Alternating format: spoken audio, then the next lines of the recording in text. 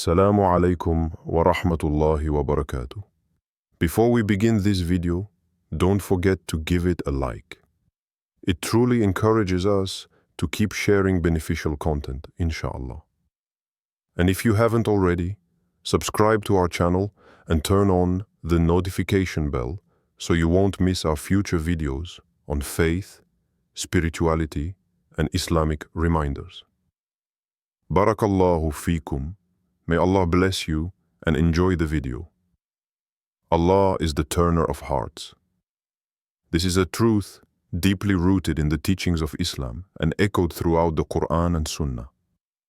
No matter how far someone seems to drift from you, no matter how cold their heart may have become, if Allah wills, that heart can soften, change, and return. You may be thinking of someone right now, someone who once felt close, whose presence felt destined, whose absence now leaves a void. And you wonder, will they ever come back? Could their heart be turned back toward you? The answer lies not in your ability to convince them, chase them, or change them, but in your trust that Allah is the one who truly guides hearts. In Surah Al-Anfal 8:24, Allah says, "And know that Allah intervenes between a man and his heart." This verse is not just about faith or belief. It's a divine reminder that every emotional shift, every sudden urge, every feeling of longing or regret that someone feels is not random.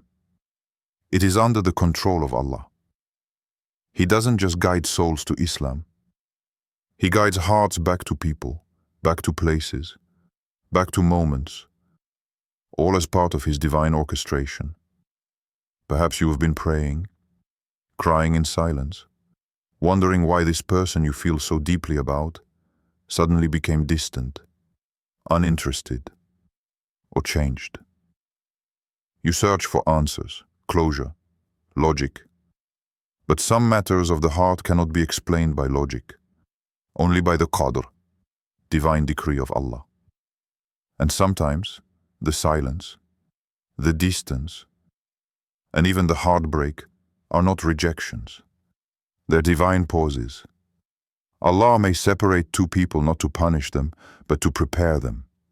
He may allow a heart to turn away for a time, only to turn it back again when both hearts are ready, spiritually, emotionally, and mentally, for the kind of love that's anchored in Him. The Prophet Muhammad, who was the most spiritually connected of all mankind, used to constantly make the dua, "O you who turns the hearts, make my heart firm upon your religion." Even he, the one whose heart was already purified and guided, would ask Allah for firmness. This alone teaches us that no heart is immune to change. If the Prophet feared the turning of hearts, how much more vigilant should we be? And how much more hopeful that a heart we long for can still return. So if you feel that someone has been placed in your heart for a reason, not obsession, not fantasy, but a calm, spiritual certainty, then remember, it may not be your job to change their mind, but it is your opportunity to turn to Allah.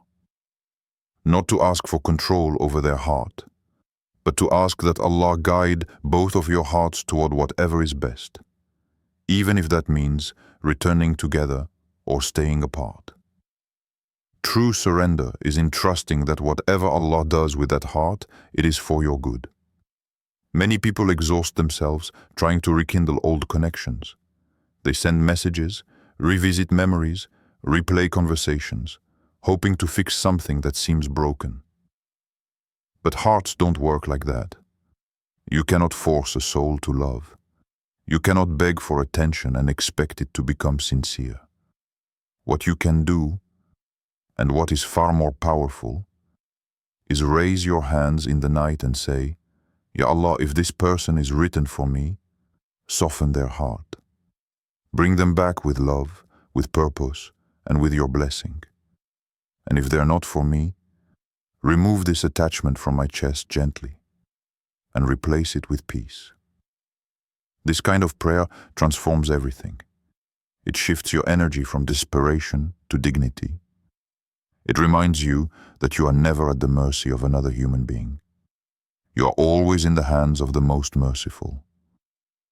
The same one who brought your heart to theirs can bring theirs back to you, but only when the time is right, and only if it serves your soul's journey.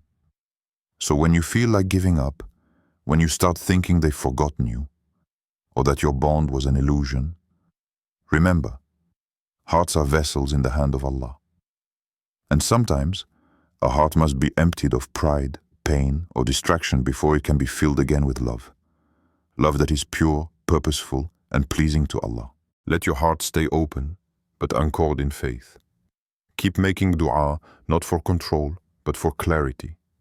And trust this: if Allah is turning someone's heart back to you, you won't need to beg for it. It will arrive with honor. It will return with light. It will come when it is no longer a test, but a reward. So remain patient, remain sincere, and above all, remain close to Allah. Because the one who created love, the one who planted that connection in your heart in the first place, knows exactly how and when to bring that person back into your life, if it is truly part of your destiny. Sometimes you feel it before you see it. A stirring deep within you, a persistent thought, a face you can't forget, a name that keeps returning in your dua. You wonder, why do I still think of them? Or why does my heart still feel connected? And when you ask Allah for guidance, for a sign, something subtle happens. Not always dramatic, but undeniable. In the world of faith, Allah often speaks through signs, not words. And when He is turning someone's heart back to you, those signs start appearing, gently, repeatedly, and with divine precision. The Prophet Muhammad taught us that Allah places signs in the universe for those who reflect. Just as we see signs of rain in the gathering clouds, or signs of spring in the budding trees, the human heart also receives signs. Signs that a chapter may not be over, that a bond may still have purpose, that someone you once loved may be guided back to you by the will of Allah. What are these signs? Sometimes it starts in your dreams. You begin to see that person, not with fear or anxiety, but with peace. The dreams feel real, comforting, purposeful. You wake up not shaken, but reassured. And though dreams alone are not proof, they are part of Allah's language with the heart. The Prophet said that righteous dreams are one of the 46 parts of prophethood. When your soul is clean, when your niyyah, intention, is sincere, Allah may use your sleep to whisper a sign that something sacred is unfolding, or about to. Other times, the signs appear in your daily life, through unexpected moments. You hear their name mentioned in places you didn't expect. You come across an old memory you forgot you had. You feel an unusual pull to pray for them, not out of longing but out of compassion. This is not obsession. It is not fantasy. It is your heart aligning with a deeper reality that Allah may be writing quietly behind the scenes. There are also emotional signs, that unexplainable calm when you think about them, despite the distance. That deep knowing that Allah has not closed the door, even if time has passed. You try to let go, but the connection doesn't feel forced.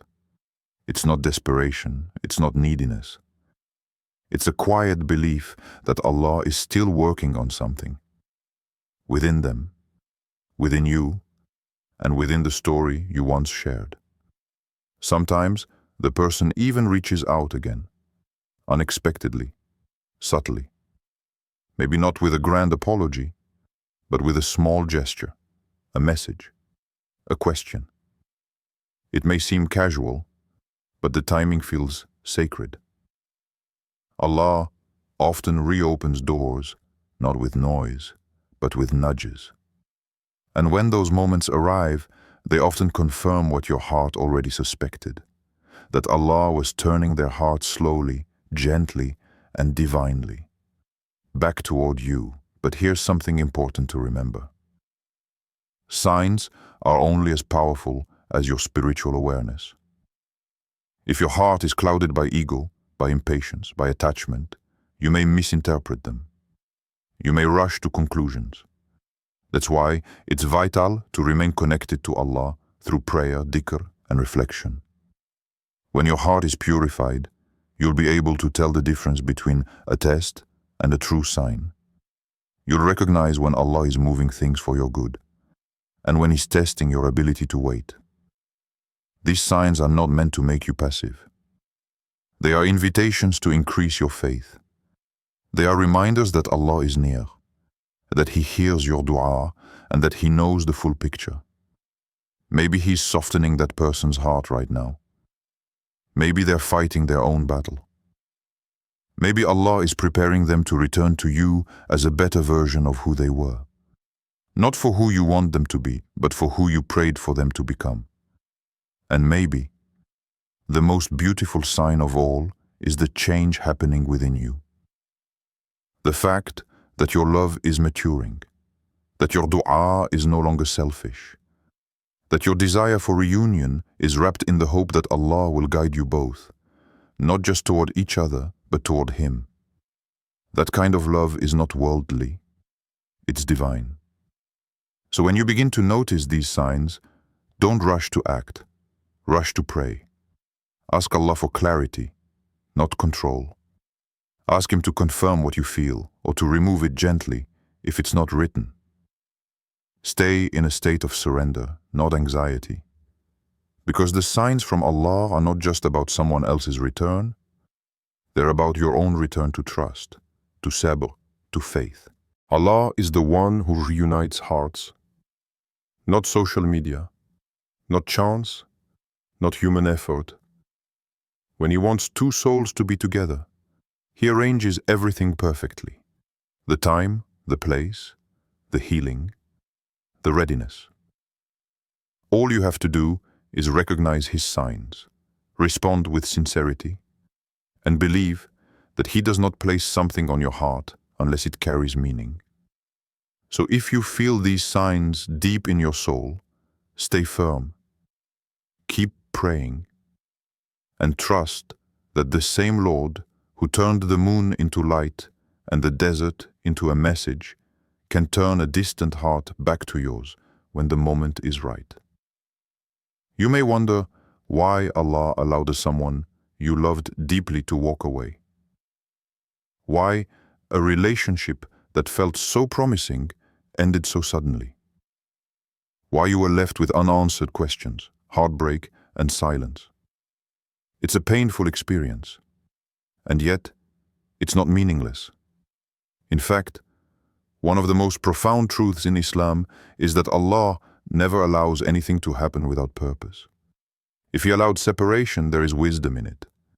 And perhaps that separation is not the end, but part of a divine preparation for a better reunion.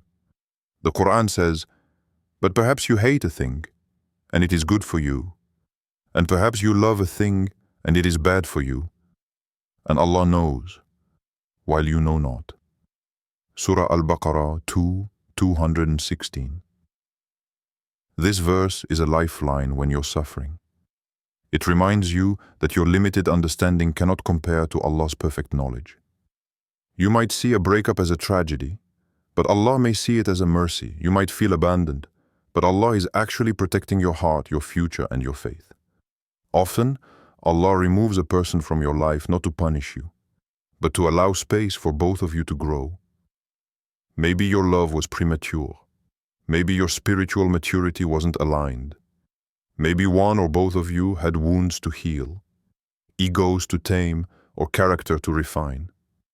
Sometimes, Allah delays the connection so that when it comes back, if it is written, it returns with peace, with sincerity, and with a purpose greater than romance.